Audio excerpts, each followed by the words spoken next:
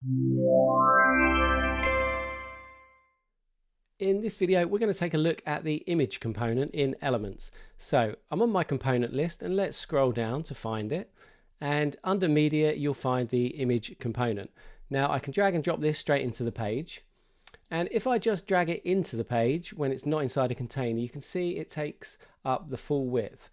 Ideally, to start working with images, it's nicest to drop it into a container or a grid. So let's move this down into my 2-column grid here. So now we've got a better sized image to work with.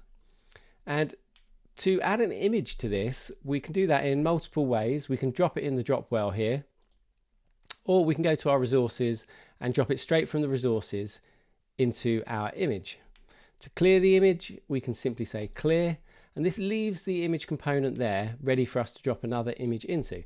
Now to get images into this as well that are on your hard drive, you can drag and drop it from the Finder into the drop well, or into the resources area, or directly onto the image component like this.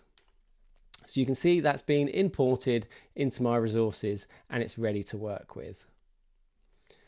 So now let's take a look at some of the options. At the top of the image component, we have the type, whether it's a resource, a custom.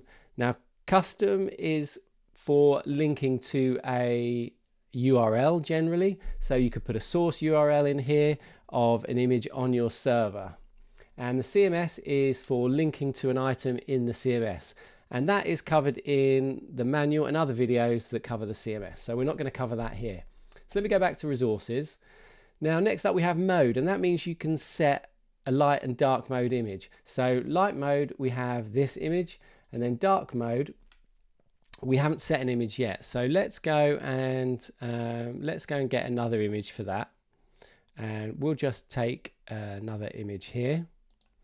And so on dark mode we want it to be this image, and so now as we flick back and forth between here, we can see this image change, but it's not changing in our editor, and that's because we need to use the light and dark mode toggles up the top here. So let's go to dark mode, boom, and you can see the image has changed.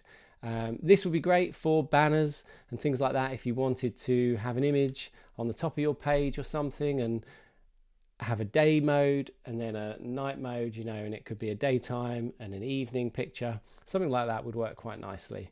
So you can see that changing there. So next up, you can set an alt tag. This is for SEO. Let's say girl on pink in glasses. So you can add something like that to help Google know what the image is about. Now the sizing is to set the sizing of the image in pixels. So this will actually, Elements will take this image and resize it for you and compress it and change it into whatever size you want. So here now we've set it to custom. Let's just go to 100, and hopefully you can see that on the video that this is now very low res, or 50, because it is only 50 pixels. So we have that. Is a really easy way to quickly change large images if you've dropped them into your site and you want to optimize them. I would recommend resizing your images outside of Elements, getting everything ready for the web and then importing it. It will just save you time when you're building your site and using images, especially if you use this image around multiple places in your site. It just means you won't have to always custom resize it. So you can switch on image protection, and that basically stops a right click in the browser. It's not foolproof protection because nothing is. Lazy loading, I would recommend switching this on for images below the fold of your page. So if you've got a lot of content at the top, let that load. But if you've got images further down the page that don't need to be loaded the instant the site appears, you might want to switch on lazy loading. Now you can learn more about that in the manual and why you might want to switch that on. There is also the priority as well. If certain images are higher priority for you and you definitely want those shown first, you can manually set that so you can make sure that's a high priority image and that will get loaded quicker. So next up, Lightbox. This is really straightforward. We can just enable a Lightbox, and to see this we're going to hop over to the browser, And now when I click on this image, boom, you can see it brings up this nice lightbox effect for us. And all we had to do is enable a toggle. So really powerful stuff. We can choose to blur the background. Let's do that. And we'll make the a little bit more opaque on the background. So let's go and view this again. And now you can see our background is blurred and it's a lot darker. So this works really nicely. Really nice feature. So let's switch the lightbox off. You can link an image, and we'll touch on aspect ratio here as well, because I think this is important and often gets confused with the sizing of the image. So we find some people are changing this because they want the image smaller and it's not really getting them the effect they want, and they don't understand how they could make this image smaller. And really for that you want sizing. But often an image is controlled by the components it's sitting inside of. So here it's filling out the column in the 2-column grid. So let me duplicate this just so you can see. And I'll just quickly change these grid settings so you can see. So we've got a gap there and 2 columns. But if I increase these, you can see everything just resizes nicely. And this is one benefit of not setting exact widths on images, is that it reflows and changes based on the size of the browser. So that's something to be aware of. But let's go back to sizing, because at the moment my width of my image is set to 100%. So for example, we could do 250 pixels, and now it's 250 pixels, and you can see it doesn't fill the width of my grid item there. So that's not scaling, and it's staying fixed at 250 pixels. And you can see this one that's set to 100% is scaling nicely, but because this is set to 250 pixels, it runs over the edge of the browser once the browser gets too small. So you really don't want to be setting pixel values on these images, because you'll start to get problems like this when you say, oh, I want this at 500 pixels, and then you notice when you go down to mobile, your image is getting cropped. So on the modern web, it's generally not a good idea to set these hard pixel values. Unless it's a particularly small object and you're kind of doing some detailed work, you might want to set that.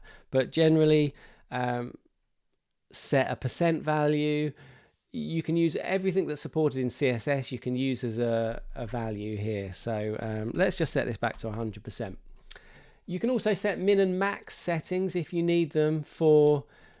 you can tell an image that the minimum width it should be and the maximum it should go to. So if you didn't want this to always go to, let's drop this image out of here so we can see this in action.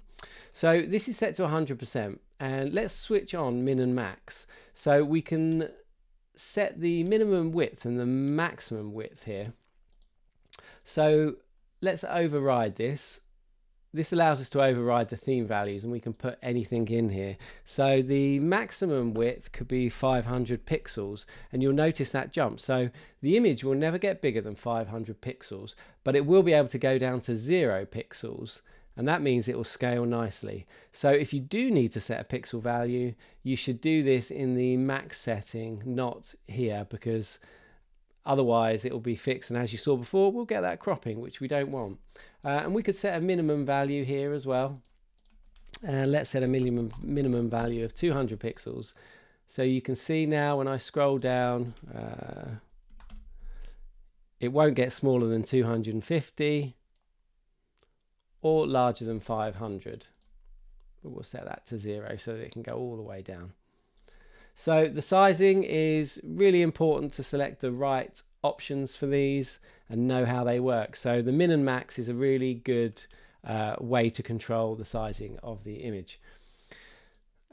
Now, a lot of these are the same as in every other component. So the spacing, margin, padding, transition, effects are the same as our other standard components. So you can do the usual things like scaling. Let's set that to 105. So I won't go into too much detail here, but you can see there when I hover over it, it does that, which is nice. Let's take a look at the remote images quickly before we wrap this video up. There's various ways to add remote images into Elements or remote resources. we can right click up here and say add remote resource, and you can add as many resources in here as you want, each on a separate line. Now let's go over to my browser, and I've got a website here. This is pixum.photos, and this is a great way to just grab images for test websites, and it basically lets you add a number on the end for the size it should be. So it's really handy. So let's paste this in here, and we'll make this let's do 600 pixels, and that'll be a square 600 pixel image. So we'll continue with that, and it's added it as our resource here, and you'll notice there's no preview, and that's because it's coming from this service, and it changes every time, but it'll still work for this demo.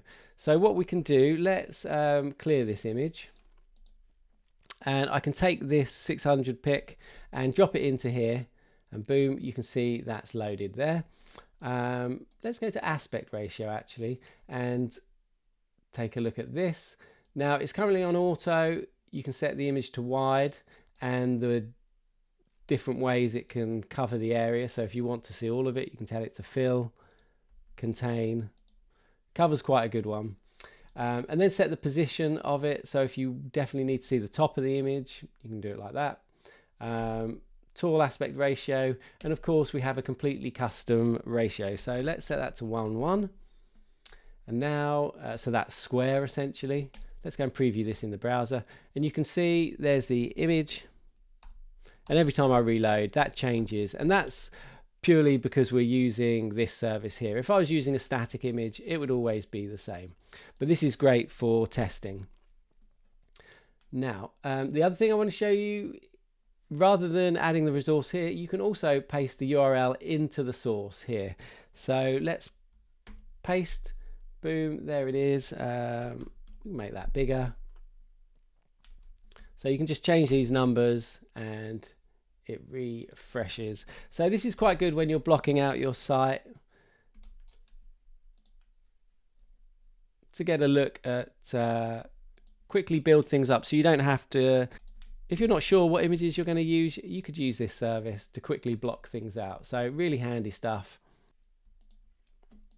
So and that's a remote resource, and that can be a resource from your server, and you can pull those in rather than having to add them to the project. So there's multiple ways you can do that, as we've said, right in the source, or add it as a resource with the right click, add files. So that's about it for the image component. There's a lot more to it that you can explore and use. And if you have any questions about it, check the manual or post on the forum and we'll get back to you. Thanks for watching this, and I will see you in the next one.